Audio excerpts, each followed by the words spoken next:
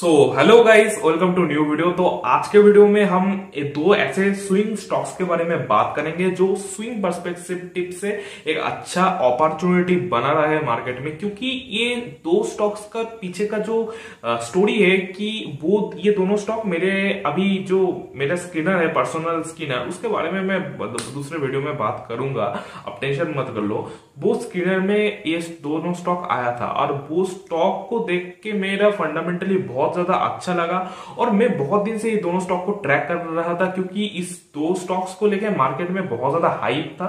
मैं सोच रहा था कब ये स्टॉक में हाइप कम होगा, कब ये स्टॉक लोगों को ये स्टॉक धीरे धीरे नीचे आएगा और मेरे लेवल के आसपास आएगा और उसके बाद में एंट्री लूंगा।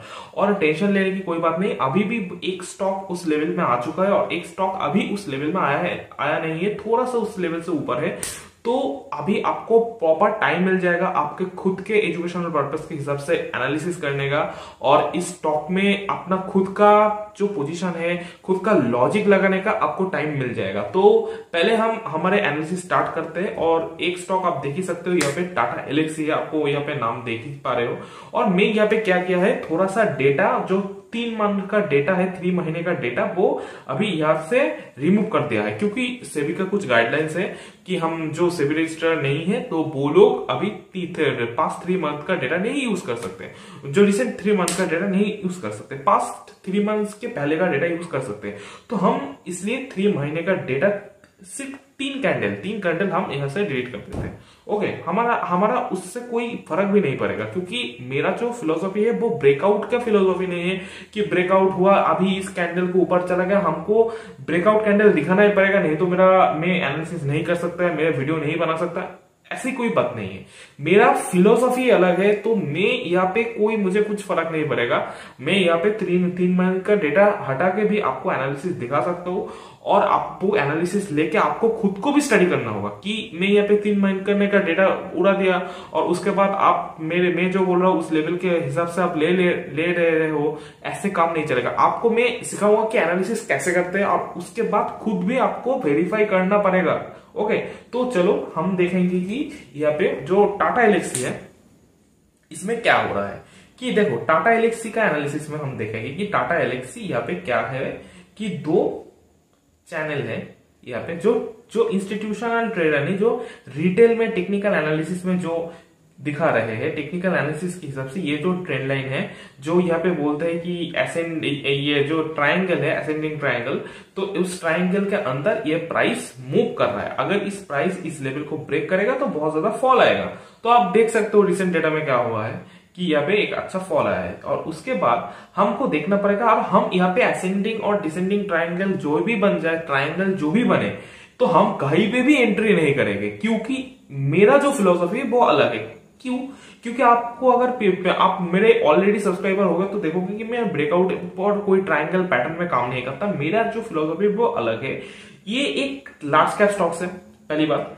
तो यहाँ पे क्या होगा, हमको प्राइस एक्शन को स्टडी करना पड़ेगा। प्राइस एक्शन यहाँ पे क्या बताने की कोशिश कर रहा है, देखो, पहला स्विंग पॉइंट आपको ढूंढना पड़ेगा। स्विंग पॉइंट कहां पे है, ये एक वैलिड स्विंग पॉइंट है। देखो क्यों वैलिड स्विंग पॉइंट है कि यहाँ पे जो ये वाला रेड कैंडल है वो पिछले वाले कैंडल की लो को लिया और उसके बाद यहाँ पे देखो मैं अच्छे से दिखाऊंगा आपको, गिव मी अ मिनट, मैं अच्छे से दिखाऊंगा। देखो ये वाला जो रेड कैंडल है वो पिछले वाले कैंडल के लो को लिया यहाँ पे, ओके, और उसके बाद एक अच्छा सा मोमेंटम दिखाया, ओके, उसके बाद एक अच्छा सा अपसाइड में मोमेंटम दिखाया और इस मोमेंटम के वजह से ये जो पॉइंट है वो मेरे लिए बहुत ज्यादा इंपॉर्टेंट पॉइंट बन गया क्योंकि ये जो पॉइंट है ये मंथली टाइम फ्रेम में तो एक छोटा सा पॉइंट लग रहा है, मगर यहाँ पे ही है जो लोअर टाइम फ्रेम में काम कर रहे हैं उन लोगों के लिए ये एक इंपॉर्टेंट सपोर्ट बन जाएगा। ओके, तो प्राइस यहाँ पे मैनिपुलेशन करने के लिए क्या करेगा यहाँ पे प्राइस मैनिपुलेशन करने के लिए, पहले देखो मैं एक बार दिखा देता हूँ, यहाँ पे एक बार मुझे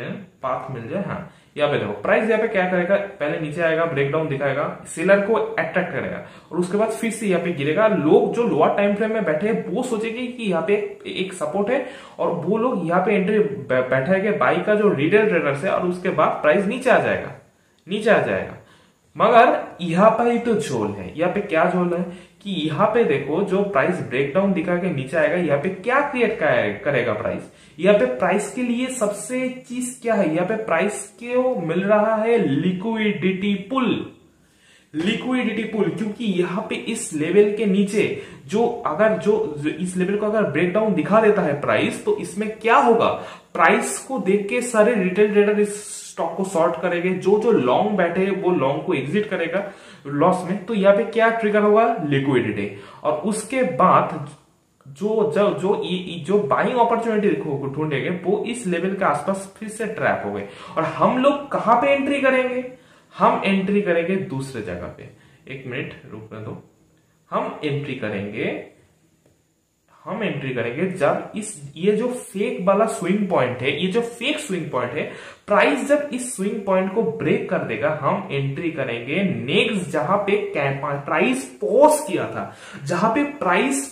किया था, लास्ट उस स्विंग को ब्रेक करने के बाद, वो फेक स्विंग को ब्रेक करने के बाद प्राइस जहां पे पॉज हुआ था कंटिन्यूएशन में, उस लेवल को हम इंपॉर्टेंस देंगे, क्योंकि ये वाला ही वो लेवल है जहां पे इंस्टीट्यूशन अपना पोजीशन, ये वाला ही वो लेवल है जहां पे इंस्टीट्यूशन अपने पोजीशन को बैठा के रखा है।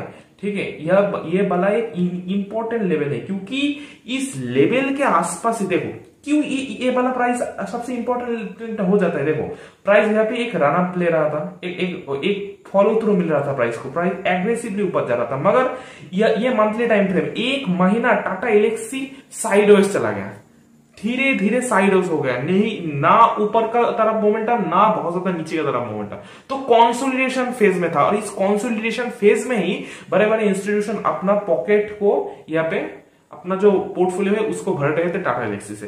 तो ये वाला जो इंपॉर्टेंट लेवल है, इस लेवल में प्राइस जब फिर से यहाँ पे रिटेस्ट करेगा, उसके बाद एक अच्छा मोमेंटम आपको मिलेगा। मोमेंटम कितने परसेंट का मिल सकता है, मोमेंटम यहाँ पे मिल सकता है, अगर इस प्राइस को अगर देख ले तो यहाँ पे ये वाला कोई रेजिस्टेंस नहीं, ये वाला कोई रेजिस्टेंस, यहाँ पे भी प्राइस नहीं रुकेगा। पहले बार इस लेवल में अंदर थोड़ा सा पॉज ले सकता है प्राइस, और उसके बाद प्राइस अगर ऑल टाइम हाई तक जाता है तो 134% तक का रिटर्न यहाँ पे मूव मिलने का चांस है। ओके, मगर मैं यहाँ पे एक एजुकेशनल पर्पज से बता रहा हूं, ध्यान रहे, आपको इसको स्टडी खुद भी करना पड़ेगा। ओके, तो यहाँ पे अगर प्राइस इसमें ब्रेकडाउन दिखाएगा तो पहले क्या होगा, स्विंग पॉइंट को ब्रेक करेगा, स्विंग पॉइंट पे मैनिपुलेशन करेगा, उसके बाद यहाँ पे जब स्विंग ब्रेक होगा तो यहाँ पे क्या जनरेट होगा, लिक्विडिटी, सेल साइड का लिक्विडिटी। क्यों, क्योंकि देखो जब यहाँ पे जो सेलर जो यहाँ पे स्विंग पॉइंट है, इस स्विंग पॉइंट को जब ब्रेक होगा तो सारे लोग का स्टॉप लॉस इस लेवल के आसपास रहेगा, सारे लोगों का स्टॉप लॉस, और जहां पे लोगों का स्टॉप लॉस रहेगा उस लेवल से प्राइस ऊपर भाग जाएगा, क्योंकि जहां पे लोगों का स्टॉप लॉस रहता है उस जगह पे ही इंस्टीट्यूशन का एंट्री पॉइंट रहता है। ओके, तो यहाँ पे हम एंट्री करेंगे जहां पे इंस्टीट्यूशन एंट्री करेंगे। ओके, और अभी यहाँ पे देखना पड़ेगा टाटा एलेक्सी का फंडामेंटल क्या है, क्योंकि देखो इंस्टीट्यूशन तो खाली पैसे लेके बैठा नहीं है, उन लोगों का जो पैसा है वो खुद का भी पैसा है और रिटेल का भी पैसा है, क्योंकि जो म्यूचुअल फंड, एफआईआई का जो पैसा है वो हाई नेटवर्थ इंडिविजुअल रिटेल का पैसा है। तो वो लोग जब इन्वेस्ट करेंगे तो वो लोग फंडामेंटल को भी चेक करेंगे। तो फंडामेंटल में यहाँ पे क्या चेक करना होगा, फंडामेंटल हम एक बार देख लेते हैं। फंडामेंटल में अभी मैं प्राइस नहीं दिखा रहा हूं, यहाँ पे 51 का पी है, थोड़ा सा हाई लग रहा है, मगर यहाँ पे हम पी को नहीं कंसीडर करेंगे, हम यहाँ पे पेक को कंसीडर करेंगे, क्योंकि टाटा एलेक्सी एक टेक्नोलॉजी का स्टॉक है, थोड़ा सा हाई ग्रोथ स्टॉक है। तो टेक्नोलॉजी स्टॉक में हमको ग्रोथ सिर्फ पी देखने का नहीं है, सिर्फ पी को देखना नहीं है, यहाँ पे ग्रोथ को भी कंसिडर करना है। तो यहाँ पे पेक देखेंगे, पे 2 के आसपास है, जब प्राइस मेरे लेवल के आसपास आएगा तो यहाँ पे जो पेक है वो भी डिक्रीज हो जाएगा। ओके, तो पेक डिक्रीज होकर वहां पे उस टाइम में 2 के नीचे आएगा, 1.6 1.7 के आसपास चला जाएगा, तो उस टाइम में प्राइस अंडरवैल्यूड हो जाएगा पेक के हिसाब से। और यहाँ पे अगर देखोगे तो यहाँ पे पी 10 ईयर का पी हम ओपन करते हैं, 5 ईयर का पी, 5 ईयर में अभी मीडियन पी से लो में ही है, क्योंकि मीडियन पी है 60 का अभी और करंट पी है अभी 51 का। तो अभी मीडियन से लो पी में चला है, तो थोड़ा सा अंडरवैल्यू स्टॉक अभी है 5 ईयर के हिसाब से अगर कंसिडर करें। 10 ईयर में थोड़ा सा थोड़ा सा ओवर प्राइस्ड है, मगर यहाँ पे देखो ये वाला जो पी का सपोर्ट है 36 का, तो इस 36 के पी के आसपास सपोर्ट लेकर प्राइस थोड़ा सा मोमेंटम दिया था, और फिर से जब हम हमारे लेवल के आसपास आएगा तो प्राइस यहां से करेक्ट होगा, पी भी करेक्ट होगा। ओके, तो यहाँ पे 40-30 के पी के आसपास आपको ये स्टॉक मिल जाने वाला है, हम कंसिडर करेंगे 40। ओके, सिर्फ खेलने के लिए। और यहाँ पे अगर देखोगे तो यहाँ पे जो हमारा जो सेल्स है, जो प्रॉफिट है, तो थोड़ा सा स्लो है, क्योंकि अभी सेल्स ज्यादा दिख रहा है, अभी प्रॉफिट थोड़ा सा नहीं दिख रहा है, क्योंकि यहाँ पे मार्जिन कॉन्ट्रैक्शन हो रहा है। मगर अभी टाटा एलेक्सी एक इस सेगमेंट में, ये जो आईटी सेगमेंट है, ये वाला जो टाटा एलेक्सी स्पेशली क्या करता है, टाटा एलेक्सी टेक्नोलॉजी प्रोवाइड करता है ऑटोमोबाइल इंडस्ट्री को। जब ऑटोमोबाइल इंडस्ट्री में रिकवरी आएगा टेक्नोलॉजी सेगमेंट पे, तब टाटा एलेक्सी एक बड़ा प्लेयर है, एक टाटा जैसा एक कंपनी है, उसमें भी एक अच्छा रहना पाएगा, उसका मार्जिन भी यहाँ पे कॉन्ट्रैक्शन से एक्सपेंशनरी सिचुएशन में जाएगा। ओके, तो हमको देखना पड़ेगा यहाँ पे कि टाटा एलेक्सी में अभी जो प्राइस है, अभी जो स्विंग के हिसाब से प्राइस है, वो एक अपॉर्चुनिटी है। अगर यहाँ पे हो सकता है कि मार्जिन कॉन्ट्रैक्ट हो, मगर यहाँ पे मार्जिन कॉन्ट्रैक्ट का मेन जो रीजन है वो एम्प्लॉय कॉस्ट है। ओके यार, एम्प्लॉय कॉस्ट हम डिक्रीज कर सकते हैं। अभी कंपनी एम्प्लॉय को हायर करने में, जो न्यू कंपनी है, तो एम्प्लॉय को हायर करने में बहुत ज्यादा पैसा खर्च कर रहा है, मार्केटिंग में पैसा खर्च कर रहे हैं, तो थोड़ा सा एम्प्लॉय कॉस्ट बढ़ेगा। यहाँ पे तो मटेरियल कॉस्ट एज सच कुछ नहीं बन रहा, थोड़ा सा मटेरियल कॉस्ट यहाँ पे इंक्रीज हुआ है 8% तक, मगर जो मटेरियल कॉस्ट है वो भी डिक्रीज होगा। साइक्लिकल इंडस्ट्री है, क्योंकि मटेरियल एक साइक्लिकल चीज होता है, तो मटेरियल का जो प्राइस है वो भी डिक्रीज होगा, एम्प्लॉय कॉस्ट भी डिक्रीज होगा। उस टाइम में कंपनी का जो ऑपरेटिंग प्रॉफिट है वो उसका परसेंटेज भी इंक्रीज होगा। ओके, और उसके बाद कंपनी में हम एक अच्छा एक्सपेंशन देखेंगे। और यहाँ पे देखो कितना कम डेट है, ठीक है, सबसे हाईएस्ट एवर रिजर्व लेके कंपनी बैठा हुआ है। और यहाँ पे अगर देखें तो cash flow from operation 800 crore के आसपास कैश फ्लो फ्रॉम ऑपरेशन है, highest ever cash flow from operation लेके कंपनी बैठा हुआ है, कैश फ्लो भी पॉजिटिव है। तो सब कुछ जो पैरामीटर है, सिर्फ मार्जिन को छोड़ के सब कुछ अच्छा है। और अगर यहाँ पे देखो, अगर थोड़ा सा फंडामेंटल में थोड़ा सा कमजोरी नहीं आएगा तो प्राइस नहीं गिरेगा। तो प्राइस को गिरने के लिए आपको यहाँ पे मार्जिन थोड़ा सा कम होगा, थोड़ा सा डाउन टर्न के अंदर ये इंडस्ट्री चलेगा, इसलिए प्राइस डिक्रीज हो रहा है। ओके, तो ये कोई घबराने वाली बात नहीं है इतना।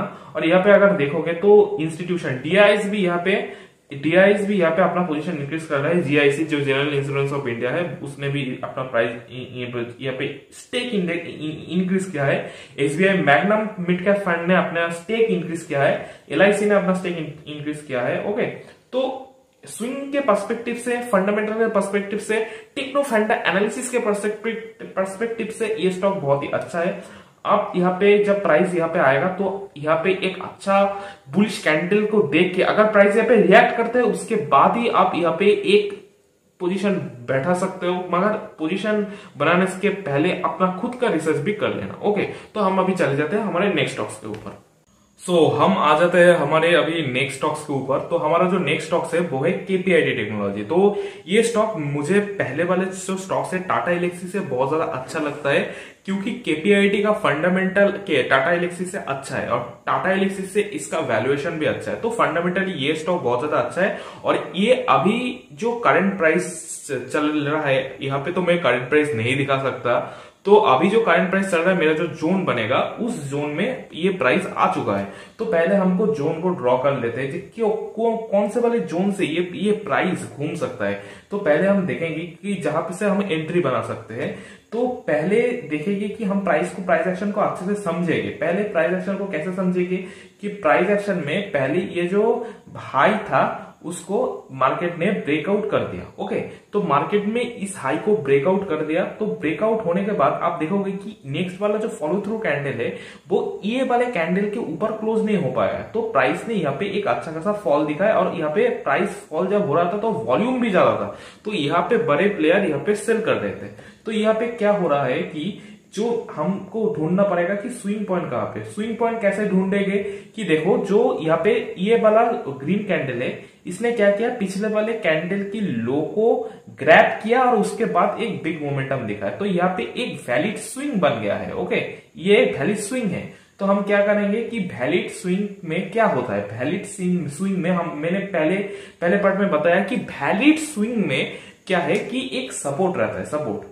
वैलिड स्विंग एक सपोर्ट जैसा एक्ट करता है लोअर टाइम फ्रेम में। तो लोअर टाइम फ्रेम में आप खुद से ही समझो, जब यहाँ पे प्राइस आएगा तो यहाँ पे क्या होगा कि जो रिटेल ट्रेडर्स है, रिटेल बायर्स है, वो लोग सारे यहाँ पे बाय करेंगे, और यहाँ पे बाय करने के बाद वो सोचेगी कि प्राइस जैसे ऊपर जाएगा, मगर उन लोगों का स्टॉप लॉस कहाँ रहेगा, उन लोगों का स्टॉप लॉस रहेगा इस स्विंग के नीचे। ओके, तो प्राइस यहाँ पे ऑपरेटर क्या करेगा कि प्राइस को धड़ाम से नीचे ले आएगा कि इन लोगों का जो स्टॉप लॉस है वो हिट हो जाए, और हमारा एंट्री रहेगा उन लेवल में जहां पे रिटेल का स्टॉप लॉस रहेगा, उस लेवल में हमारा एंट्री रहेगा कि ये जो स्विंग है, इस स्विंग के ठीक नीचे जहां पे प्राइस ने सबसे ज्यादा मोमेंटम दिखाया है, उस जोन में, उस पॉज कैंडल के जोन में। क्योंकि यहाँ पे देखो प्राइस एक रनअप में था, प्राइस एक ऊपर जा रहा था, मगर ये 3-4 कैंडल में प्राइस ने थोड़ा सा पॉज लिया, उसके बाद बिग मोमेंटम दिखाया।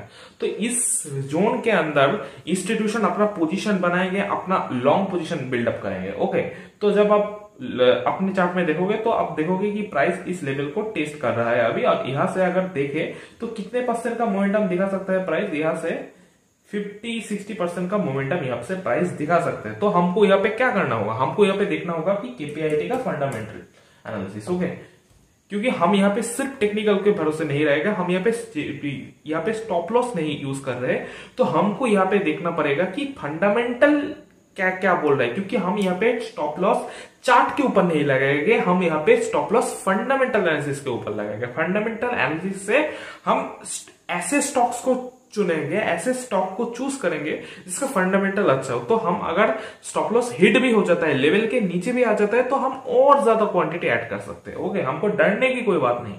तो यहाँ पे क्या है, स्टॉक भी 43, आरओसी 40%, आरओई 33%, बहुत ज्यादा आरओई। पेग रेशियो 1 के आसपास, जहां पे टाटा एलिक्स का डबल पेग रेशियो था, 2 के आसपास पेग रेशियो था, इसका पेग रेशियो ऑलरेडी बहुत ज्यादा कम है। ओके, और अगर आप देखोगे कि जो मार्च क्वार्टर था, मार्च क्वार्टर में पिछले वाले मार्च क्वार्टर से ज्यादा यहाँ पे सेल्स आया है, मार्जिन स्टेबल है, सबसे हाईएस्ट नेट प्रॉफिट आया है। तो ये स्टॉक फंडामेंटली अच्छा है। स्टॉक अभी अपने ऑल टाइम हाई से 30-40% डिस्काउंट में है, हमारे जोन के आसपास आ चुका है, और इसका प्रॉफिट भी सबसे हाईएस्ट है। तो हमको यहाँ पे क्या करना है, हमको यहाँ पे अपने खुद को दिमाग लगाना है, खुद के एनालिसिस के साथ यहाँ पे स्टडी करना है।